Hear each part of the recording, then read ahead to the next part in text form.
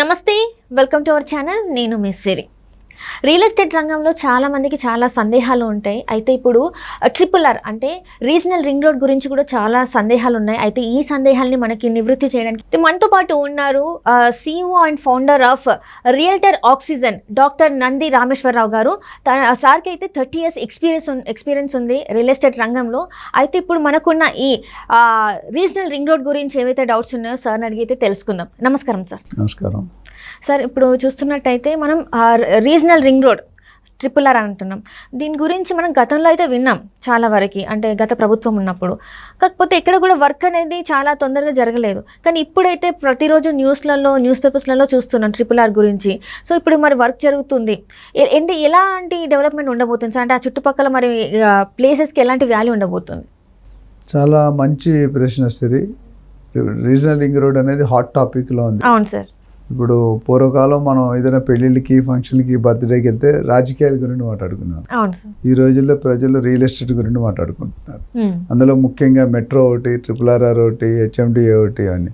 So RRRకు ఉన్న ప్రాముఖ్యత ఏంటంటే, ఓఆర్ఆర్ వాళ్ళు చేసినప్పుడు 7, 8, 9 years పట్టింది మనం అమల్లో పరచడానికి, అంటే యాక్షన్లోకి రావడానికి. RRR గత గవర్నమెంట్కి ఏంటంటే టీఆర్ఎస్కి కానీ బీజేపీ కానీ కొద్ది పొత్తుల్లో అంత కరెక్ట్ సింక్రనైజేషన్ లేకపోవడం వల్ల ఒక డిలే అయింది. సెంట్రల్ నుండి కూడా ఫండ్స్ రిలీజ్ అవ్వాలి. దేర్ ఆర్ సమ్ ఇష్యూస్, అంటే యూటిలిటీస్ ఖర్చులు ఎవరు పెట్టుకోవాలి, స్టేట్ పెట్టుకోవాలి, సెంట్రల్ పెట్టుకోవాలి, దాని మీద చాలా రభస జరిగింది. ఫైనల్గా మన కొత్త సీఎం వచ్చిన తర్వాత దానికి ఒక సొల్యూషన్ పెట్టి మేమే బాధ్యత తీసుకుంటాం అని చెప్పి రెస్పాన్సిబిలిటీ తీసుకున్న తర్వాత ఒక ఫస్ట్ స్టెప్, ఒక మెట్టు ఎక్కారు. దాని తర్వాత దాదాపు దానికి కావాల్సిన ల్యాండ్ పూలింగ్లో మోర్ దెన్ 50-60% ల్యాండ్ పూలింగ్ అయిపోయింది. మిగతా ల్యాండ్ పూలింగ్ చేయమని ఇమీడియట్గా ఆదేశాలు ఇచ్చారు. మొన్న లాస్ట్ 1 week 10 days ముందు కూడా పొంగులేటి శ్రీనివాసరెడ్డి గారు, సీఎం గారు, బట్టి విక్రమార్క గారు వీళ్ళందరూ వెళ్ళి సెంట్రల్ గవర్నమెంట్ కలిశారు. సో వాళ్ళు దానికి 2-3 అడిగారు అన్నమాట. ఒకటి ఏంటంటే నేషనల్ హైవే స్టాటస్ అడిగారు, ఫండ్స్ రిలీజ్ చేయమని అన్నారు. ఫండ్స్ రిలీజ్ చేయడానికి సానుకూలంగా ఇచ్చే కొన్ని ఫండ్స్ కూడా ఇస్తున్నారు. సో ఇప్పుడు వర్క్ టేకప్ చేయాలి. ఏంటంటే ల్యాండ్ పూలింగ్ చేయాలి, కాంట్రాక్ట్స్ ఇవ్వాలి.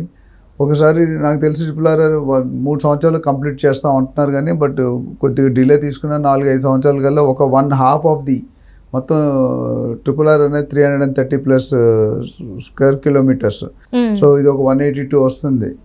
సౌత్ నార్త్ చూసుకుంటే ఆల్మోస్ట్ డబుల్, అంటే half of the thing. So first half నుంచి they may complete in 3 years అన్నారు, but I'm taking 4 to 5 years. మిగతా హాఫ్ కూడా ఇంకో నెక్స్ట్ 2-3 years, అంటే నెక్స్ట్ 5 to 8 yearsలో మొత్తం కంప్లీట్ RRR రెడీ అవుతుంది. ఒకసారి RRR రెడీ అయిందేమంటాం, అసలు రేట్లు అనేది ఆకాశానికి అందుతాయి. You cannot reach, normal middle person cannot afford. ఎందుకంటే ఇప్పుడు కూడా మీరు చూసుకుంటే RRRలో కొన్ని ఒక west zone, little bit south zone తప్ప మిగతా జోన్లు అన్నిటి అన్ట్యాప్డ్ ఏరియా ఉంది.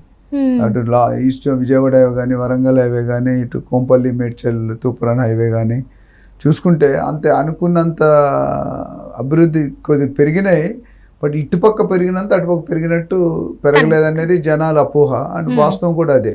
సో దాన్ని, ఆ గ్యాప్ని ఇప్పుడు పాత గవర్నమెంట్ ఏం చేస్తుంటే హైదరాబాద్ సిటీలో ఒక భాగాన్ని, ఒక వైపుని బాగా ఫోకస్ చేసి హైప్ చేశారు. అందుకని నేను అంతకుముందు కూడా చెప్పాను, సిటీలో కాంగ్రెస్ కోట్లు రాలే, అందరికి టీఆర్ఎస్ వచ్చాయి, టీఆర్ఎస్కే సీట్లు వచ్చాయి. But outside the city only కాంగ్రెస్కి వచ్చాయి. ఎందుకంటే city people are happy with TRS government. రేట్లు అనుకున్న దానికంటే చాలా ఎక్కువ పెరిగాయి, చాలా హై రైజ్కి వెళ్ళిపోయాయి, అంటే చాలా హై. కొన్నాట్లో ఇంకా అవ్వాల్సిన దానికంటే 4-5 రెట్లు ఎక్స్ట్రా పెరిగిపోయింది. కోకాపేట్ కానీ, నియోపాలిస్ కానీ అవన్నీ చూసుకుంటే 100 కోట్ల per ఎకరం అని విన్నాం మనం. అవన్నీ ఇండియాలోనే హైయెస్ట్. సో ఇప్పుడు ఈ RRRకి పొంగులేటి శ్రీనివాసరెడ్డి గారు స్పెసిఫిక్గా దీని మీద వర్క్ చేస్తున్నారు. ఇంకా మిగతా మినిస్టర్లు కూడా ఉన్నారు. ఆయన ఏంటంటే దీన్ని ఒక ఛాలెంజ్గా తీసుకొని కంప్లీట్ చేయాలి.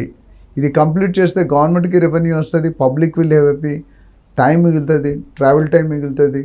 ఓవరాల్ ఇంటెన్షన్ సీఎం గారు ఒక మీటింగ్లో చెప్పిందంటే, తెలంగాణ ఏ బార్డర్ నుండి, తెలంగాణలో ఎక్కడైనా బార్డర్ నుండి మీరు చూసుకుంటే ఒక ట్రయాంగిల్లా ఉంటుంది మన తెలంగాణ మ్యాప్.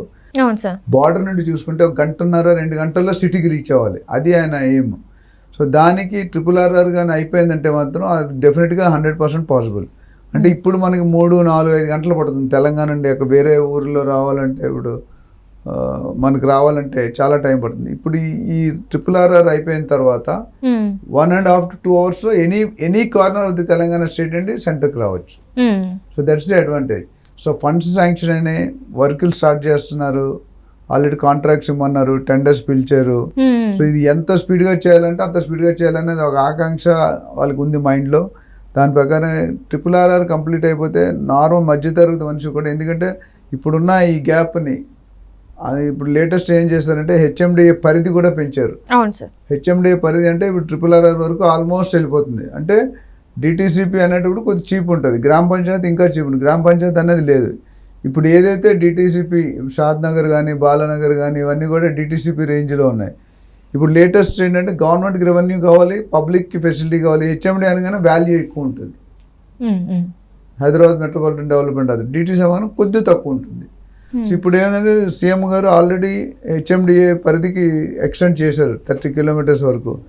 అంటే DTCPలో అది ఉన్నదాన్ని HMD కన్వర్ట్ అయిందంటే ఆస్తి రేట్లు ఆటోమేటిక్ పెరిగినట్టే. మీకు అర్థమైందా? సో అది ఇంపార్టెంట్. దాని మీద మనం చూసుకుంటే ఇటు సర్కిల్ మొత్తం RRR చుట్టూ 360 degrees డెవలప్ చేస్తున్నారు.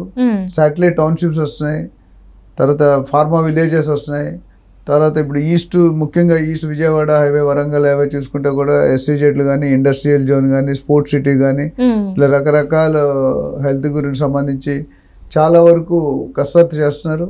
అండ్ ఇంకోటి మెయిన్ ఏంటంటే 2008లో 2030 ప్లాన్ చేశారు, HMDA మెగా ప్లాన్, అది హైదరాబాద్ వరకు. ఇప్పుడు లేటెస్ట్ ఏం చేశారంటే రేవంత్ రెడ్డి గారు వచ్చాక 2050 తెలంగాణ మెగా ప్లాన్ చేయమన్నారు. హైదరాబాద్ సిటీ అనేది సిటీలో ఒక భాగం మీద ఓన్లీ హైదరాబాద్ చేసాం. ఇప్పుడు లేటెస్ట్ ఏంటంటే రివైజ్ చేసి దాన్ని తెలంగాణ మెగా ప్లాన్ చేయమన్నారు. అంటే whole Telangana is going to develop. So ఇప్పటి నుండి నెక్స్ట్ 10 సంవత్సరాల్లో తెలంగాణ రూపురేఖలు మారిపోతాయి, హైదరాబాద్ రూపురేఖలు మారిపోతాయి. అండ్ దేశంలోనే కాకుండా ప్రపంచంలోనే one of the fast developing city, lowest affordable ప్రైస్లో ఉండేది హైదరాబాద్ అని తెలిసిపోద్ది. తెలంగాణలో కూడా ఇన్వెస్ట్ చేయడం మొదలు పెడతారు. మిగతా ప్రదేశాల నుండి ఎవరైతే ఇప్పుడు అందరూ హైదరాబాద్ కొనుక్కోలేమని ఇబ్బంది పడుతున్నారో వాళ్ళకి సొల్యూషన్గా, ఆల్టర్నేటివ్గా మేము మధ్యతరగతి వాళ్ళు కూడా కొనుక్కోవాలి. ఇప్పుడు 20 లక్షలు ఉంటే ప్లాట్ దొరకట్లేదు మనకు. ఇప్పుడు గజం 2 లక్షలు, 3 లక్షలు, 4 లక్షలు ఉంది సిటీలో. హైటెక్ సిటీ కానీ, లేకపోతే బంజారా హిల్స్ కానీ, జూబ్లీ హిల్స్ కానీ, గచ్చిబౌలి కానీ. ఇప్పుడు మరి 10,000, 20,000 కావాలంటే ఎక్కడ? ఇప్పుడు ప్రస్తుతానికి మనకి 50 kilometers తర్వాత 15-20,000 దొరుకుతున్నాయి రోడ్ ఫేసింగ్. కొద్ది లోన్కి వెళ్తే తక్కువ దొరుకుతున్నాయి. ఈ డెవలప్మెంట్స్ వల్ల ఏదైతే ఖాళీ ఏరియా ఉందో ఆ ఏరియా అంతా కూడా ఇప్పుడు HMDA కానీ కన్వర్ట్ చేస్తే R1 జోన్, R2 జోన్స్ వచ్చేస్తాయి. R1 జోన్ అంటే ఫ్రీ జోన్ ఉంటుంది, అంటే కన్స్ట్రక్షన్ లిమిటేషన్ లేదు. మిగతా ఏరియా అయితే కన్స్ట్రక్షన్ లిమిటేషన్ ఉంటుంది. ఇవన్నీ తీసుకుంటే ఒకటి regional ring road value funds వస్తున్నాయి సెంట్రల్ గవర్నమెంట్ అండి. తర్వాత టెండర్స్ రిలీజ్ అవుతున్నాయి, వర్క్ చేయమని చెప్పారు, 3 years టార్గెట్ పెట్టారు, HMDA పరిధికి పెంచారు. ఇవన్నీ చూసుకుంటే కూడా శుభ పరిణామం. ఎందుకంటే మధ్యతరగతి కుటుంబీకుడు మొత్తం ఇప్పుడు ఇన్వెస్ట్ చేసుకోవడానికి ఎక్స్టెంట్ ఆఫ్ ఏరియా పెరిగింది. సో దీనివల్ల it's a positive step and good step by the government. Only thing వీళ్ళు చెప్పిన ఎంతవరకు అమలు పరుస్తారు అనేది ఒక క్వశ్చన్ మార్క్ ఉంది. మనం గత గవర్నమెంట్ లో కూడా చూసామని చెప్పిన తర్వాత చాలా టైం పట్టింది. బట్ ఇప్పుడు కొద్దిగా వాళ్ళు సీరియస్ గానే ఉన్నారు. ఇది one of the prime focus పెట్టి చేద్దామనే ఐడియాతో ఉన్నారు. అది నిజంగా జరగాలని కోరుకుందాం. జరిగితే ప్రజలందరికీ మంచిది, ఇన్వెస్టర్లందరికీ మంచిది, మీకు మంచిది, మాకు మంచిది, మాట్లాడుకునే ఎజెండా ఉంటుంది. Right sir, right. Thank you so much sir. Thank you అమ్మా.